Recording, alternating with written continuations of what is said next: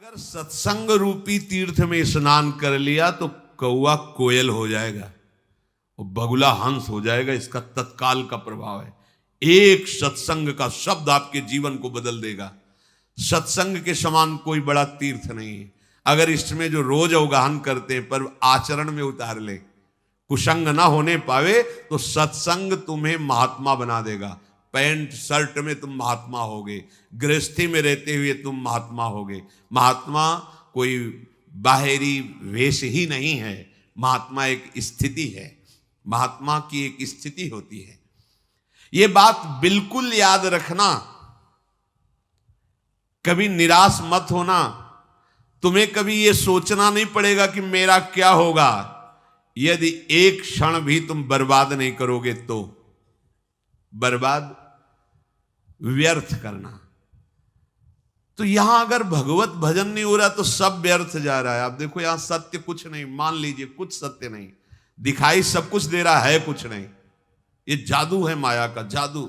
वो अभी नेत्र सही नहीं, इसलिए आपको ये बात मजाक सी लगेगी। यहां दिखाई सब कुछ दे रहा है, लेकिन जो है वो नहीं दिखाई दे रहा, जो नहीं है वो दिखाई दे रहा है। इसी का नाम माया है।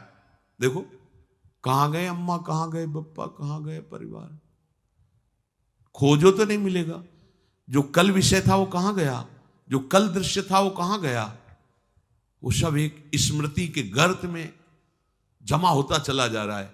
और जब हम सत्य स्मृति करना चाहते हैं तो वही सब हमारे सामने फैल रहा है, वही हमारे सामने सब चला आ रहा है। असत्य की इतनी जोर की सत्ता की स्मृति बैठ गई कि कुछ नहीं, आंख मूंदो तो पुरानी सब स्मृतियों का रजिस्टर भरा है। इन्हीं को डिलीट करना भगवत प्राप्ति कहते हैं। पूरा स्मरण संसार का खत्म, भगवत स्मरण से भर गया हृदय, उसी को कहते हैं जीवन मुक्त महापुरुष।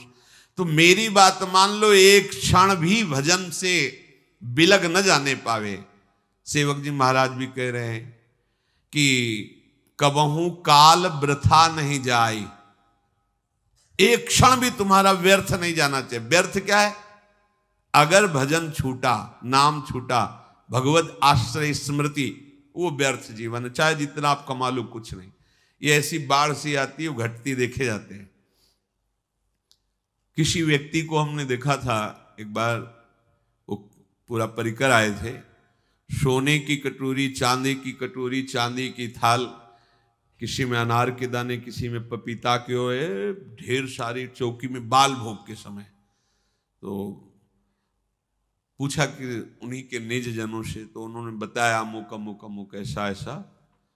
फिर कुछ समय बाद वो मिले तो उन्होंने बताया वो जो थे ना, वो इस समय अमुक जगह बंदी है। इतना वैभव, इतना सब।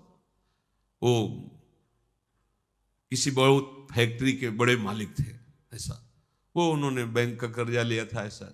ये माया का ऐसे फ्लू चलता है। एक समय सोने की कटोरी और दूसरी समय अल्युमिनियम का कटोरा। बड़ी विचित्र खेल। कभी इस पर भी, ये सत्य नहीं है, ये नाटक है माया का। सत्य है हरिनाम, हरिनामयु, हरिनामयु, हरिनामयु। मान लीजिए, ये मत समझिए कि हम बाबा जी तो भगवान के पक्ष की बात केवल कह रहे हैं। सत्य विषय यही है, सत्य विषय यही। अगर आप भगवान का भजन नहीं करते तो जो भी कर रहे हो, हाथ कुछ नहीं लगेगा, बटोर लो। संतों ने उसको ऐसा बताया है कि जैसे अंधा आदमी एक दुकान में गया और कहा कि हमें कुछ सेवा बताओ, तो बोले अब हम क्या तुमको सेवा बताएं, क्योंकि आंख तो है नहीं। अगर कहीं साबुन उठा के दो, माचिस उठा के दो, तो तुम्हें पता ही नहीं, दिखाई नहीं दे रहा। ऐसा करो, तुम मूंज की रस्सी बटो। तो बैठा दिया मूंज, और एक भैंस का पड़ा के लग गया, तो मूंज चबाले, वो जैसे से सरकाता वो चबा जाता। जब शाम हुई वैसे किया तो हाथ ही वाली मूंज थी और कुछ था ही नहीं। इसमें हाथ वाली भी मूंज नहीं रहेगी, क्योंकि हाथ ही नहीं रहेंगे, हाथ भी तुम्हारे साथ नहीं जाएंगे, यहीं छूट जाएंगे। ये पूरे संसार की जितनी क्रियाएं, जितनी वस्तुएं, अगर भजन नहीं हो रहा तो सब व्यर्थ है, सब व्यर्थ। कैसे? जैसे पूर्व में भी हम कुछ रहे होंगे, इस जन्म में हमारे पास क्या है वो पूर्व का? ना वो संबंध है, ना संपत्ति है, ना पढ़ाई है, ना वो बल है, ना वो बुद्धि है। फिर नया नया नया, कब तक चलता रहेगा ये प्रपंच? इसलिए प्रभु ने इस बार तुम पर अहेतु की कृपा करके ये संयोग प्रदान किया है। ध्रुवदास जी कह रहे हैं, बार बार तो बनत नहीं या संयोग अनूप, मानुष तन वृंदा विपिन रसिकन संग और विविरूप। श्यामा श्याम की उपासना। मैं आपसे फिर प्रार्थना करता हूं कि आप केवल प्रभु के आश्रय में रहना, वो संभाल लेंगे आप, कोई भी हो कैसे भी हो। अपिचेषु दुराचारो भजते माम अनन्य भाग सादृव समन्तव्या सम्यक व्यवसिता, ऐसा वो संभाल लेंगे। बड़े कृपालु हैं, बड़े कृपालु हैं। देखो, कोई भी प्रकृति के द्वारा रची हुई वस्तु अपना स्वभाव नहीं छोड़ती। स्वभाव है अपना अपना, सबका स्वभाव, प्रकृति की हर वस्तु का एक स्वभाव है और वो अपने स्वभाव का प्रभाव दिखा के ही रहती है।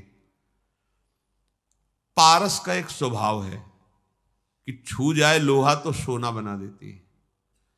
अब वो पारस बहुत बड़े संयमी नियमी के घर का लोहा है या बहुत बुरे आचरण करने वाले के घर का लोहा है, और अगर वो छू गई तो सोना बना देगी।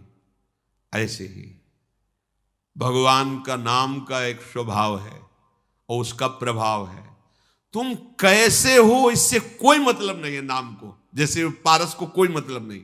सिर्फ लोहा, किसके घर का लोहा है, किस प्रयोग में आता था, इससे कोई मतलब नहीं।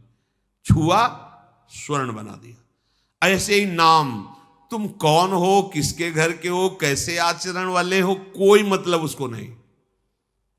शुरू कर दो नाम जपना, वो आपको संभाल लेगा। पारस तो सोना बना देती है, लेकिन ये नाम नामी को अधीन करा देता है। सर्वलोक महेश्वर भगवान उसके अधीन हो जाते। सुमिर पवन सुत पावन नामू, अपने बस करी राखे रामू। और भगवान तो आपको प्यार कर ही रहे, क्योंकि भगवान कभी असत्य नहीं बोलते। भगवान कहते हैं सुहृदम सर्वभूतानाम, मैं समस्त भूतों का सुहृद हूं, बहुत प्यार करता हूं। तो हम भी तो हैं ना। तो यदि हम भजन करके प्रभु को अपना जीवन समर्पित कर दे तो हमारी जितनी मांगे हो सब अपने आप पूर्ण हो जाएंगी। केवल भजन करने वालों को ही अनुभव होता है कि भगवान हमें प्यार करते हैं। प्यार सबको करते हैं, सब मम प्रिय सब मम उपजाए। परम सुहृद सर्वलोक महेश्वर भगवान की दृष्टि में हम हर समय हैं, वो हमें देख रहे हैं।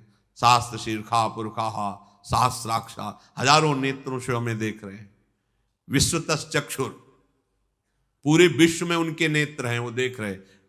मतलब एक छोटा सा अणु भी वो भगवान की दृष्टि से बच के नहीं जा सकता, सब भगवान देख रहे हैं। कितने सुख की बात है कि हमें भगवान देख रहे हैं।